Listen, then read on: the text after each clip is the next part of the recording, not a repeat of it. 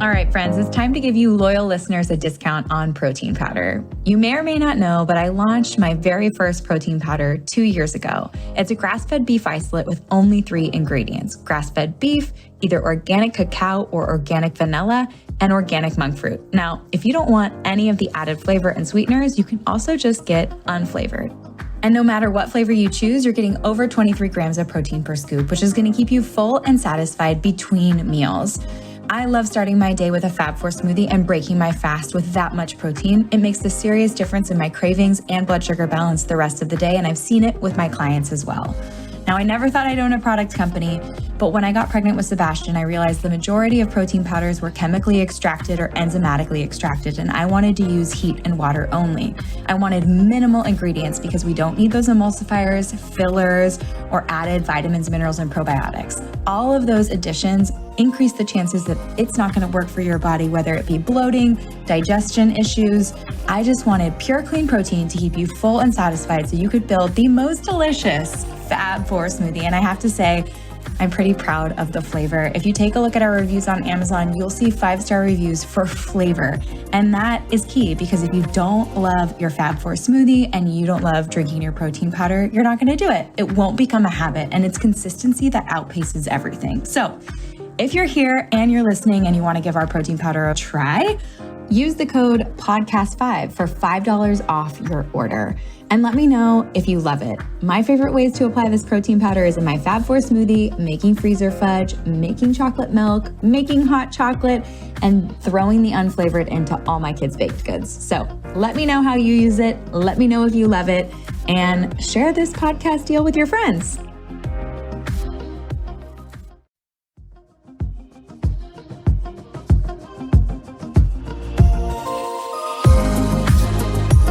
Hey guys, welcome back to the show. I want to start today's episode by thanking Beekeepers Naturals for being today's sponsor. Their founder, Carly Stein, was actually a guest on the show for episode 52. Carly goes through in that episode all the benefits of bee products, from royal jelly to propolis to honey. So definitely check that episode out. Since having Carly on the show, I personally experimented with Beekeepers Naturals, and I take their propolis every single day to support my immune system. And I have Sebastian on their kids' propolis as well. So we just really have fallen in love with the brand and have found it to be really supportive of our immune system. So if you guys have an interest in trying propolis or any of the Beekeepers Naturals products, you can use my exclusive deal, which gets you 15% off your first order if you go to the URL beekeepersnaturals.com/Kelly and use the code Kelly. So hope you guys get a chance to try it and let me know what you think. All right, you guys, welcome back to the show. It is a Friday episode, which means I'm bringing on a fabulous friend. Today's friend is Liz Moody. Liz and I met through mindbodygreen, where I felt like was running the place, head editor of all the things. But Liz and I really connected, and Liz actually is the author of a couple of cookbooks: Healthier Together, Recipes for Two, Nourish Your Body, Nourish Your Relationships, and Glow Pops. She also hosts the Healthier Together podcast, which I've been a guest on, and she's just a joy to be around. And I'm bringing Liz on the show today because she was so involved in health and nutrition and wellness at mindbodygreen and through all of her work. But what I've seen in the last couple of years from Liz is a complete transformation in her ownership of health and just her life in general. Like, you make it look easy, from hiking to making healthy recipes to meditating to working out in a small apartment in New York, which you're no longer in, and we'll get to that. But I think that it's just beautiful to watch the foundation of health you've created in your life and the joy that I just feel through everything you put out. So Liz, it's such a joy to have you on the show. This is just like girlfriends chatting, and I'm so excited that you're here. So thanks for your time. Thank you for having me. I love any excuse that I get to talk to you. It's so fun. Well, let's start from the beginning. Can you tell me a little bit about your relationship with health before you started working at mindbodygreen, and where you were mentally, physically, and all of that? Yeah. So in a nutshell, I grew up eating like trash. I didn't live in a family that was interested in food at all. My normal dinner was boiled microwave hot dogs. And sometimes I would make myself a big bowl of whipped cream that I would dump sprinkles into and just eat that for dessert. But it was homemade whipped cream. So that was already a little bit, on the gastronomical curve. And then I sort of became interested in health by necessity. I always had anxiety, but then when I moved to England, my husband was in graduate school. So we went to England together, and I'd always traveled a ton. I traveled for years by myself. And I was like, this is going to be great. I'm going to be so international. I'm going to be so cool. I kind of pictured my life like the show Emily in Paris now, where I was just like, oh, it's going to be wonderful. And I went and I felt I just didn't do well. I didn't do as well as I thought I would. My anxiety just got greater and greater and greater. I became completely agoraphobic. I didn't leave my bed for like a month. I didn't leave my house for much longer. I'd have panic attacks waiting in line at the grocery store or trying to take the tube anywhere. And it kind of became like my only option was to take control over how to just kind of end it all at one point was what I thought the alternative was. So I'd been a journalist for a really long time by then. And I kind of used my journalistic skills, and I emailed like people that I had no business emailing. I emailed like the head of neuroscience at Stanford to ask him some questions about how things impact your brain. And I just started sort of compiling resources from people that were leaders in their field and asking them the questions that I wanted to ask about how anxiety impacted my brain and how the foods that I ate impacted my brain and how moving my body impacted my brain, and compiled this little makeshift plan for myself. And it worked. I slowly started feeling more connected to my body and feeling better in my mental health situation. And I'm not perfect now. And I still have days where I really struggle with my anxiety. I don't think that it's going to be something I'm ever completely free from. Although I was also reflecting recently, I'm working on this anti-anxiety meal plan that will hopefully be out by the time this goes live. But I wrote in it about the flip side of anxiety, which is all of the things that I think the same parts of me that make me anxious give me. Like I have a really incredible sense of empathy that I'm really, really proud of. And I have a really incredible storytelling ability that has been the baseline, the backbone for my entire career. And I think if I have to have anxiety to get those other things, I would never give up my anxiety in the world. So it's been a journey, but it was health by necessity and having no alternative, really. So how did you find your way through the door at mindbodygreen? I was a reader of the site. So I literally was, we moved back to New York, and I was like, I think I need some structure in my life. This was a big thing I always tell people when they have anxiety, is that structure is important for most people. But if you have anxiety, it's incredibly important. And I think the dissolution of my daily structure was a big part of my spiral into agoraphobia in England. So instead of freelance writing, which is what I was doing at the time, I was working on my first cookbook, and I was writing for Glamour and a bunch of different other publications. And I was like, I need, I think, a full-time job. So I was kind of scouring the internet, and I applied to mindbodygreen on, I think like a Monday. They called me in on a Tuesday for an interview, and I had the offer by like Friday. It went really, really, really fast. They were growing fast at the time, and they needed your help for sure. And it was really wonderful. It went from wellness being something I was interested in. My first cookbook, which I was already almost finished with at the time, was about healthy popsicles. I always feel like you said like, and Glow Pops. I feel like Glow Pops is the Ann Peggy of my writing career. It's like, and Glow Pops. My little like bastard stepchild book. But it was really fun to suddenly be completely immersed in it, to have access to all of these incredible experts as first person sources. So instead of just getting to read your brilliant book, which gives you so much information, I could email you and be like, Kelly, I have a question. And that really accelerated my learning and my journey into the health world. What are some of the tools and experts and lifestyle habits that you've started incorporating into your life from that experience? And I want to call it the mindbodygreen education, but you really were put in front of some of the world's experts in health and wellness and mental health and movement. And so I'm just curious, what are some of your favorites that have become part of your daily routine and things that you maybe never thought you would do, but are part of who you are now?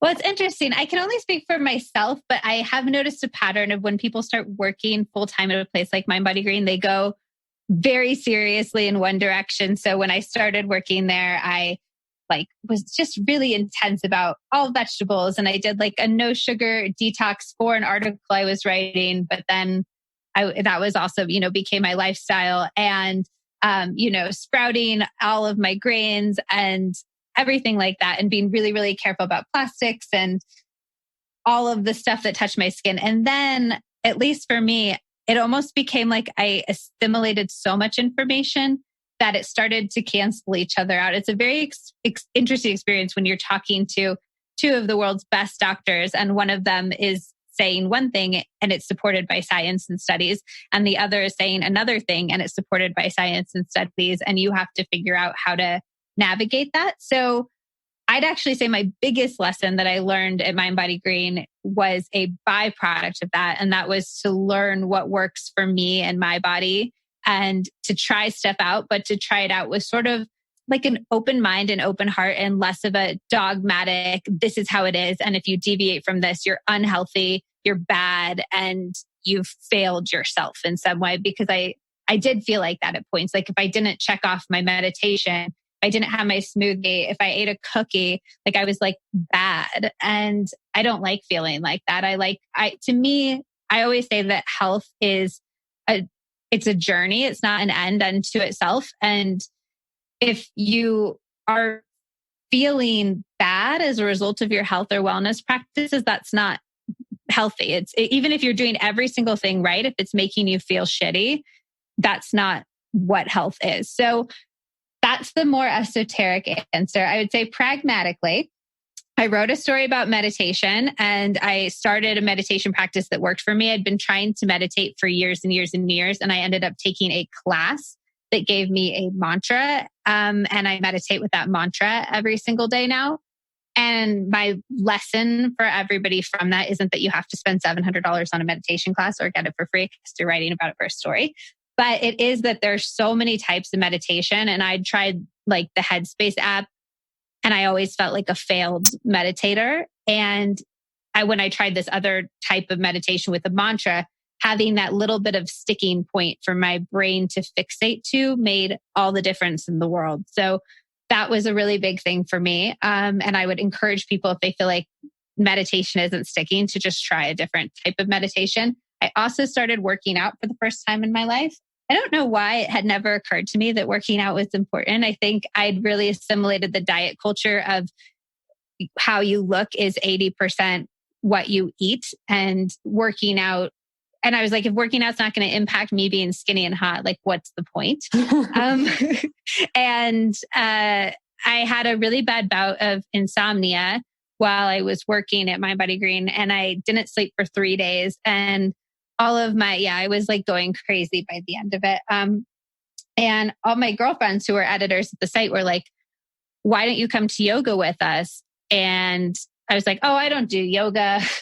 That's silly. Why would I work out? And they were like, no, moving your body and like taking this energy off in this way will help you a lot. And so I did go to yoga, and then I slept that night, and I was like, oh my God, I can work out because it feels really good and because it helps my anxiety so much, which is a lesson that I had reiterated massively during quarantine. I was in this 500 square foot apartment, and in New York, at least, when you left the house, there's just so many people. Like there was no way to really social distance outside of the house. And so we'd go for walks, but they felt like playing dodgeball with people, which was like not that fun or not that relaxing. So I worked out like my mental health depended on it during quarantine, and it sort of felt like it did. So that was a really big thing. Little things, take your probiotic at night is something that I've learned from a gut health doctor, because you have less food in your belly and less enzymes working. And so the probiotic can sort of like adhere more so. Fish oil as a supplement for hormone health has stuck. Lots of like little things.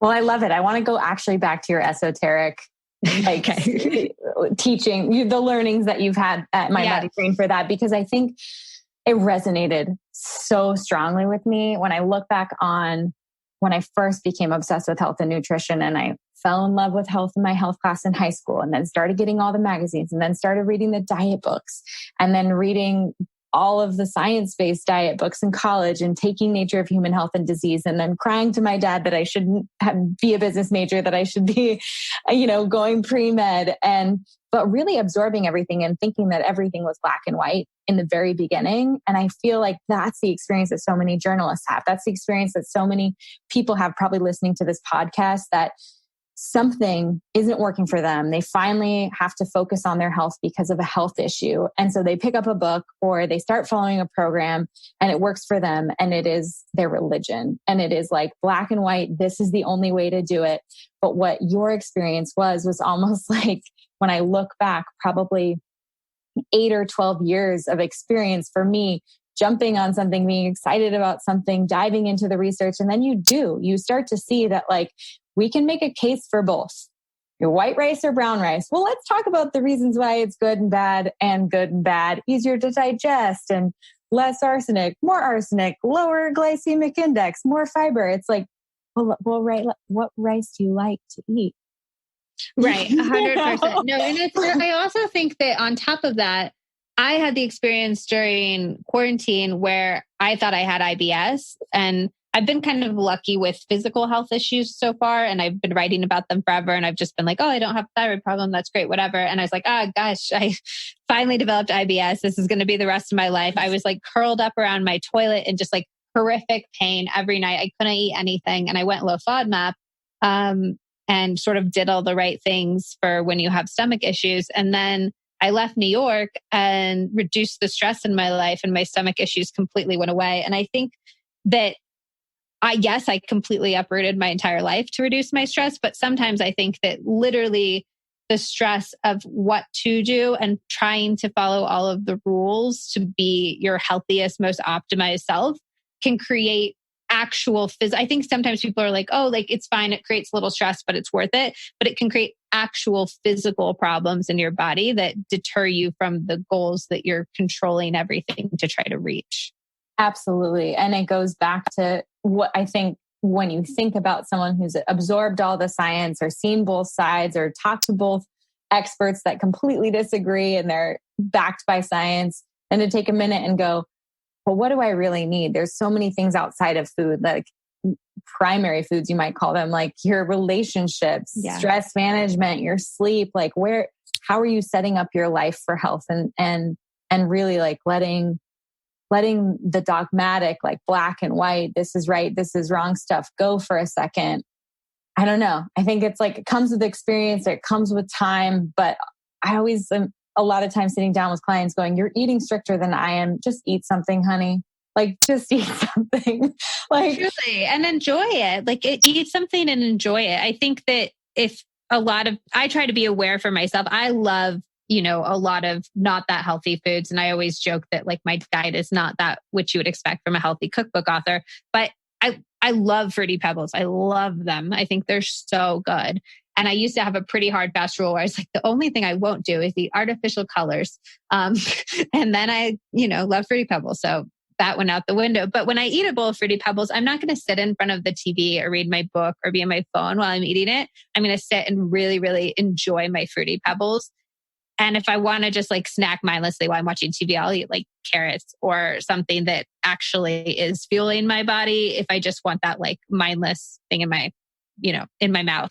So I think eating the stuff that you love, but then actually giving yourself space and time to really love it rather than scarfing it. And if you want to scarf something that your body's like, oh, thank you for all of this kale. I really appreciate you scarfing all this kale. Also, I'd be remiss to not note as a writer that media, I don't want to like foster distrust in the media, because I do think that media serves a really incredible, important role, and it amplifies voices and is critical for so many of our systems as a country. But also media is a business, and these days that business is dependent on headlines. So when you see things that seem oppositional in headlines, it's because they are oppositional and people recognize that that makes you click. So more and more, I do direct people as much as possible to get information, from a few trusted sources, whether that's a doctor that they follow on Instagram, whether that's somebody like you, whether that's a podcast that they listen to, rather than having somebody they trust to filter the information, rather than kind of mindlessly going through your news app and reading 40 different articles that are from different people competing for the same ad revenue. Definitely. Such a good little asterisk on our conversation right there. Like, by the way. So let's get into the real changes that you've made in your life. You mentioned having a mantra for meditation. Is that a specific type of meditation that you did this course with? And what can we, for those of us where meditation might not stick, but breath work is awesome and yoga is amazing. How do we get ourselves a mantra? Yeah. So I did a Vedic meditation course, which is similar to transcendental meditation or TM. They actually just had like an internal dispute and feuded and broke into two different types of meditation. But they're the same thing. And I love my mantra. You're not allowed to say it out loud, but I just like having words to say versus watching my breath go in and out, which always distracts me because I'm just like, was that a good enough breath? Is my breath in my belly? Is my breath in my chest? And my brain spirals around the concept of my breath. But a great sample mantra is so hum. I think it means like it is what it is, or I am what I am, or something like that. But literally just having a word or sound to repeat to yourself, I find focuses your breath a lot. I also tell people with meditation that there's a Dan Harris quote where he basically says, every time your mind wanders away and then comes back, that's like doing a rep, like in weightlifting.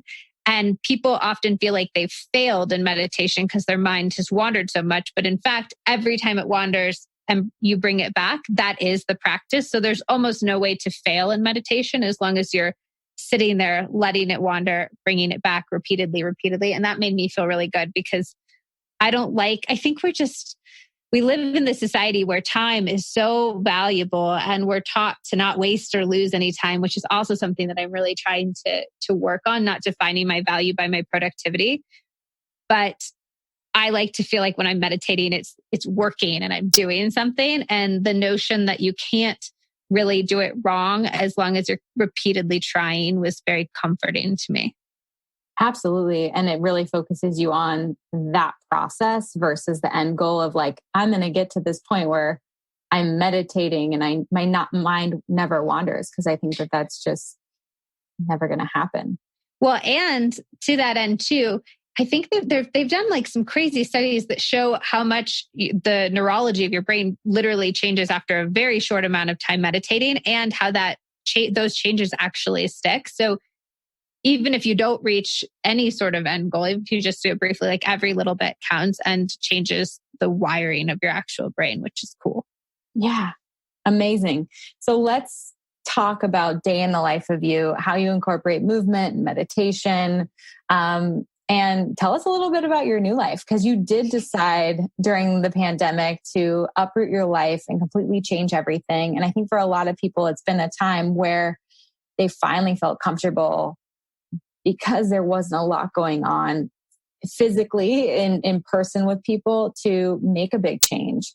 So what inspired the change? Walk us through like the silver linings of this pandemic for you and what day in life of you looks like now. Yeah. So we were in New York.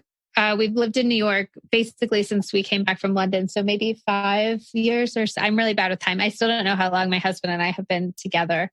I'm always like, Zach, is this our 12th anniversary? And he's like 8th. And I'm like, oh, okay. Very off.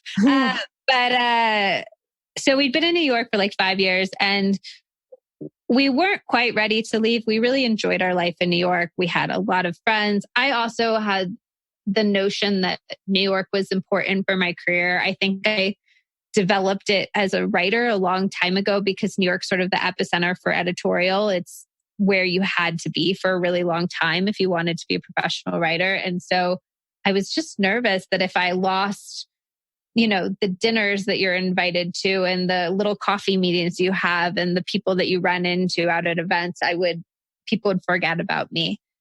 And then we spent 3 months in quarantine. We started isolating, I feel like in late February, like a week before everybody else did. So we got an extra week in there. It's a weird time. It was weird because we'd like go out and you'd make eyes with somebody in the bathroom and everybody'd be like washing their hands really intensely, but you would still be like out at the restaurant or in the gym, but you'd be like, haha, look at us washing our hands for real this time. But it was a lot. It was really tough on my mental health. It was really tough with my agoraphobia, honestly, because agoraphobia is developed around the idea that the outside world isn't safe. And suddenly the outside world was actually not safe, which was really scary for me. So I think when our lease was up, also our landlord wanted to raise our rent, which was bananas to me. When our lease was up, we were just like, maybe we'll move back to California. We have a lot of family in California. Let's go for it. And we decided to book a month in Colorado just to sort of decompress, not be around people. We were going to stay with Zach's parents when we went back to California too. So we almost wanted like a COVID detox where we were in the middle of nowhere and a mental health detox. And we just loved it. And we were sitting there in Colorado. We were out on these Adirondack chairs at our Airbnb, sitting out under the stars, and you could like see the mountains in the distance. And we were just like, why wouldn't we do this for longer? So we now live an Airbnb life. We basically spend our rent money from our New York apartment on a different Airbnb every single month. We pick Airbnbs in really beautiful nature. And we socially distance there. We drive everywhere. We don't fly anywhere. We do our best to not, endanger new communities in any way, shape, or form. But our thought was kind of like, if we have to socially distance anyways, why not do it in these really beautiful places? And also, I'm kind of grateful. I think it's confusing sometimes, at least right now, like if we're living somewhere where all of our friends were, I think I would be nervous about seeing them and also nervous about not seeing them. And I just think everybody is approaching the pandemic so differently at this point that it's kind of nice to have just removed ourselves from the situation and not have to think about it. We just literally don't see anybody. We hike with people who, we hiked with our friends in the Bay Area, and we had friends who live in Portland. We were in Oregon, and we just go on hikes with them. But it's taken a lot of the decision making off the table. And I hadn't realized how healing nature would be for me. It's been transformative. I guess I always tried to see like a few trees in New York every day. I'd go outside and go for a walk, but getting to have my feet in the grass and getting to feel the sun on my skin and getting to hike and get to a lake that so few people have been around. And it's been my savior during this time. So my day in the life is I wake up. I don't wake up with an alarm. That's like one of my favorite health practices is that I always wake up mostly the same. Even when I worked at MBG, I didn't wake up with an alarm because I'd always wake up mostly at the same time. And when I cut my circadian cycle short, I'm very, very, very groggy all day. So if I woke up a little later, I'd have a truncated morning routine. And if I woke up a little earlier, then I would not have a truncated morning routine. And I just kind of like let myself wake up whenever. So I don't wake up with an alarm. I make a green smoothie first thing every morning after I brush my teeth. And I've started reading a nonfiction book while I drink my green smoothie. I read a book called Atomic Habits, which is great, but it talks about linking a habit you want with the habit you already have. And I was like, I've drinking a green smoothie pretty much every day for the last like 7 years. So that's a very solid habit. And I will link reading nonfiction with that. And so now I drink my green smoothie. I read my nonfiction. It's really wonderful. I feel like it starts my morning in a way that's thoughtful and contemplative and calm instead of being on social media or something like that. And then I try to sometimes I'll work out before my smoothie, and sometimes I'll do it after, but I try to do it in the morning because otherwise I just won't do it. And if we're going on a big hike that day, I won't do that. And then I'll work for a long time on the computer. I feel like people, you know this, but people think like this type of job is cool. But mostly you're just like on the computer all day. And then sometimes you get to have really interesting conversations on a podcast with people. So I get to do that too. Like this is I recorded an interview for my podcast this morning, and then I got to do this with you this afternoon and make some food, photograph it while it's still light outside. And then I've been trying to more lately. I feel like I was feeling really burnt out for a while. And I think that was because of the churn of everything. Like every day I need to post on Instagram stories, on TikTok. I have a newsletter. I have my podcast. And it just felt like I was creating a lot of content and none of it kind of stuck around. And so I've been trying to work on more longer term projects because I find that fuels my soul. So I always try to schedule in some time in the afternoon to work on a project that feels less transitory and more, concrete. It's so true, especially when people have moved into pandemic life. They're all trying to connect virtually, do lives, add more social media outlets to their portfolio to like reach more people. And it becomes less substance and more just quick hits that go out that aren't providing what we feel good putting out or what people feel good reading. And I love that. That's a really good thing to note. I love the linking of habits from Atomic Habits because I had James Clear on the podcast and that just went up last week and it's a major hit. And I'm obsessed with him. And a lot of the techniques I use with most of my clients have to do with just setting up your life in a healthy way to make it easy to do all the things that we want to do to be healthier, eat cleaner, and not have it be so hard. Yeah, I feel like you were actually, now I'm thinking back to the interview that we did together. And I feel like you talked about like linking habits way back then before Atomic Habits came out. But you would talk about like, having your one non-cancelable appointment every week, if I'm remembering that correctly. And just like having every Tuesday comes around and you do this. And then, I don't know, I feel like you were on to the habits game. Also, the other thing that you've done for me that's changed my life that I quote from you all the time is having the highly specific gratitude. Because I feel like I tried to have a gratitude practice before I interviewed you. And I was always like, I'm grateful for Bella. I'm grateful for Zach. And I'm grateful for like my nice bed. And it's sort of the same thing every day. And then you were like, no, it needs to be highly, highly specific. And now I'm like, oh, I'm grateful that I got to go on this after work hike that was right outside my door with Zach this afternoon. And it's changed my it made gratitude feel like a worthwhile thing to do for me. And it definitely pulls things out of your day that you normally wouldn't feel grateful for. And you don't have to think about these really big things to feel grateful for. You can be really grateful for your cup of tea or, having 5 minutes and being super present with Bella. I don't know, exactly. Pick these little moments and then all of a sudden you'll be in them and realize that they are one of the things that you want to write down and be grateful for. It trains your brain completely to look out for them. And I think that's what the magic of a gratitude practice is. Absolutely. So when you look at your life and how it's changed from wanting, being a journalist to getting curious about your own health to working in health and kind of being dogmatic or seeing things as black and white. And then all of a sudden kind of just relaxing into your healthy routine and then making space for it now. What do you see the future for your life and your brand? And how are you manifesting? Like, I think you've manifested so much in the last couple of years. So I'm trying to glean any insights you have for people listening, because what I've seen from you is just this massive transformation in a very natural way and foundational way that I don't even think I know is going to stick in your life as you move through it. So what are you envisioning for your future? And what are some things that you would love to create for your life and your brand?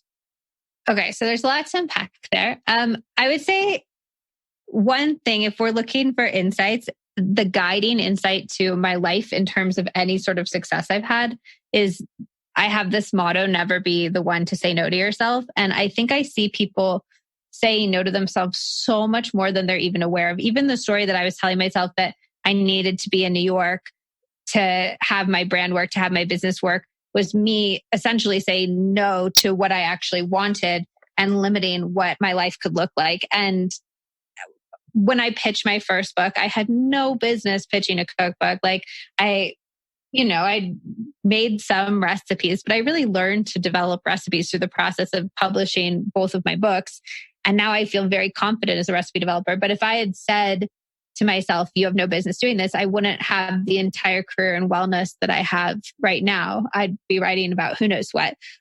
So I think in terms of my business, the more, and my life, the more I can ask myself, is this a story that I'm telling myself that's limiting my life? Or is there actual concrete proof that there's a reason this can't happen?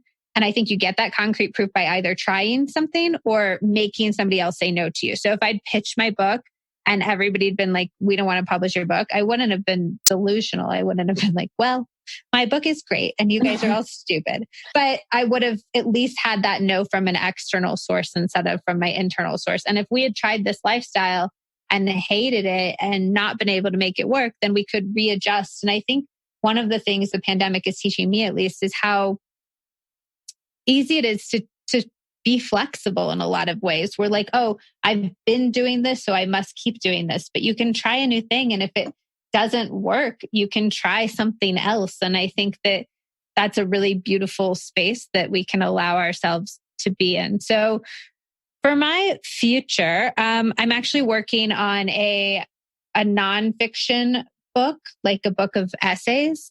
I don't think I've said that anywhere. So now congratulations. But I think that's, I've told myself for a long time, it was a very mixed bag experience for me when my cookbooks came out, particularly when my second cookbook came out and did really, really well, that I was finding success in the publishing world, but it wasn't for the type of writing that I'd always envisioned myself to find success for. And I'm trying to rewrite that narrative for myself and saying I can write what I want to write. And I think my future will be writing that, unpacking a lot of trauma from my childhood in the process of writing that. And just continuing to connect with people. I think for my brand, I'm really trying to move away from any sort of focus on the numbers and increasing my followers and trying to focus on how I can create a deeper connection with the people that exist, who are so wonderful, the people that message me every single day and that we really share in each other's wins and successes, and how I can create content that really serves those people, that makes me feel good and makes them feel good. So trying to do that. And yeah, I don't know. Like, I feel like the future, don't you feel like the future is so unknown right now that it's hard to even picture that far? And I'm also kind of enjoying that. I'm enjoying, I think, a silver lining of the pandemic for me. And frankly, the political situation, although it's harder to find silver linings in that, is that so much is unknown. And I'm not good. People with anxiety, and at least myself, like to control everything. And being forced to confront the things that are out of my control and being forced to sit with that discomfort has been a really beautiful practice for me.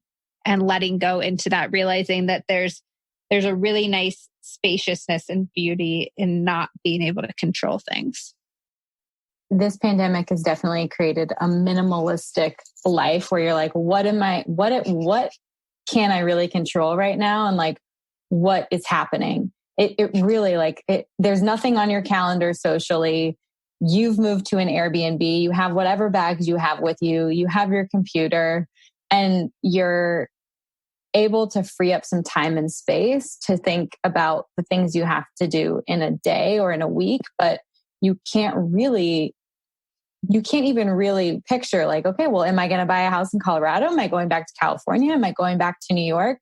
And the beauty of it is you don't have to make that decision right now, because we really don't know where the world's going to be in 6 months or a year. Like, you can continue. And isn't that nice? Like, I feel like if at least for me, if I have the ability to plan 6 months in the future, I will certainly be planning 6 months in the future. So, and we never know, we've talked about that. Like, you don't know what's going to happen, even if you have the best plan. So kind of freeing yourself from that plan and the illusion that your plan matters at all is really nice.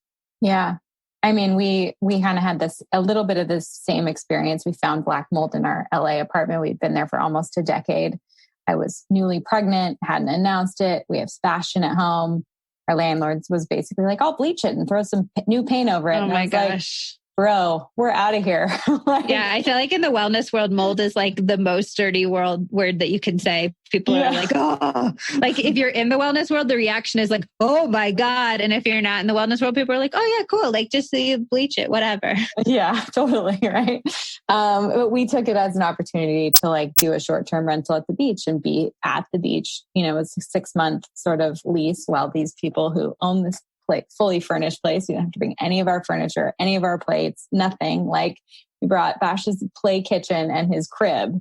And it's like, it's been the most freeing thing. Like I brought my computer. They have a little desk in the guest room. I mean, we're obviously taping and you can see me. People are always like, why is that TV on the wall? I'm like, I don't know. They just put they put a TV. It looks very hotel-y. Yeah. It's kind of, yeah. It's like their little, they Airbnb it and they, you know, and they come here during the winter when they don't want to be in the snow. So we are getting kicked out, but it's just this, it's been this like, okay, well, we'll try and buy a house. And obviously the housing market is crazy. And I'm like a first-time buyer. So why would I put myself through that? So I'm also looking now at like another short-term sort of situation. What does the next 6 months to a year look like? Or having a second child and like I have things going on in my business, but to not have to be like setting these deadlines that have timelines associated with them is a little bit freeing. And also not having your stuff. I have to say, like we lived in an apartment in New York and as an editor or an influencer, you get sent so much stuff. And so we just lived surrounded by stuff in this teeny tiny apartment. And now we bought these like 6 big boxes and we just travel with those in our car. And it feels amazing to just, I can't buy new stuff because I have no place to put it. And I don't get sent stuff because nobody knows where I am. And which is so amazing because if you've ever been sent things, you're like, how did this person get my address? I would never, this is so wasteful. I would never. It's so wasteful. That's that I like or whatever. Yeah. You're like, if I ask for something, please send it to me. And if I don't, please don't. But yeah, it's been, I just think we don't realize too how much having clutter around us gives that feeling of chaos and clutter in our mind. And leaving my New York apartment, which was just cluttered by default. And I say this is the messiest person on the planet. So if I can learn that lesson, I firmly believe that anybody else can. Yeah. Well, I think if my social media is any indication of the amount of clothing I have in my closet or lack thereof, like I've basically been in the same like chambray button up, white blouse. Also, you're pregnant. I feel like you have, like, if I was pregnant, I'd just show up naked every day. I'm like, I'm pregnant. I'm growing a human. What do you want from me? The beauty of Zoom, sister. All my shirts hit like above my belly button now, but you don't have to see that because I'm in stretchy Lulus or sweats on the bottom. You know, it is what it is. But there is, gosh, you know, I think that's probably why, you know, all of the Marie Kondo and home edit organization Netflix series are so popular right now. It's like people, you're in your stuff and then you feel the clutter and the clutter like comes, it like almost, it makes you feel claustrophobic. You have to get rid does. Of it. And it's, although sometimes I watch the home edit, I love them. I think they're such like sassy, wonderful women. But I'm like, why do people have like 7 oat milks? Like you need 1 oat milk. Like the stuff they're organizing, you couldn't organize my pantry because I have like 1 of all the things and that's it. So wouldn't it look cute on there? I do think there's like a encouragement of having too much stuff just so it looks cute on a little spindly thing. Totally. I mean, we can go down a tangent rabbit hole with that, but like they were organizing Khloe Kardashian's garage and she had like water wipes. And I'm like, wait a second though. She has exactly the amount of water wipes that fit in that acrylic container. Right. But and then what do you do when it runs out? Or like, yeah, if you use 1 water wipe and then it doesn't fit in the, like, I don't want to be organized. I feel like there's like organized for aesthetic purposes and then there's organized for like life. Actually fueling your brain and living your life. And I would choose the the latter in terms of my minimizing. Is it minimalizing or minimizing? Minimizing. Because minimizing feels like something you make small. Well, and you know, in my minimalist pursuits, the non-aesthetic version, my life is not very aesthetic. I love it. No, the simpler it can be, the more joy that you can have, and jumping into nature and following your heart and being in a place that really like provides peace and calms your anxiety, I think is like the best thing you and your little family can be doing together. Yeah. Do you think the pandemic has had that less? I mean, for me too, it's like anytime we've had a few sort of close calls and we have friends who've had COVID, and also a lot of other health issues, not in my life, but in people proximate to me, which feels so unfair because I'm just like, can't we all just get a break when there's a pandemic? Like, I feel like we shouldn't also have cancer spring up and stuff like that. But that's not the way the world works. But it does make you genuinely, every day you wake up and you feel healthy and the people you love feel healthy. I never understood how powerful it was before that could be enough. And I feel like if that's the only lesson I take away from the last 6 months or this crazy year, is that is worth more than, you know, any bestseller list or the shit that I spend all of my time trying to pursue. That it's worth so much more. And I think that's like been a really important lesson for me.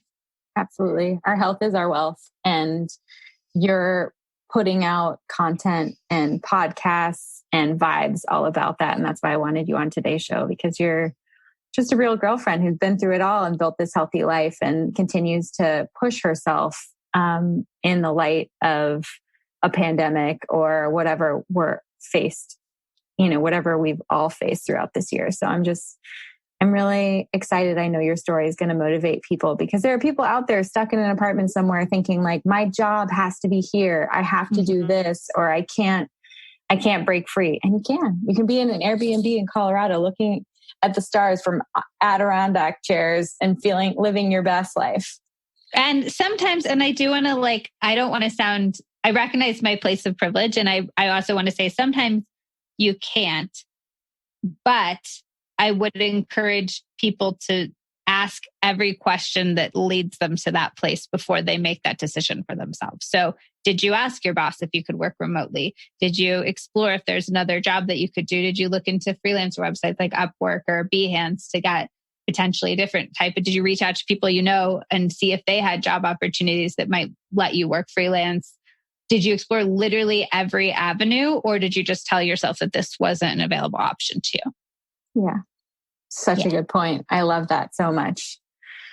Well, thank you so much for being on the show today, Liz. It was such a pleasure. I end every show with one question, and that is, what does body love mean to you?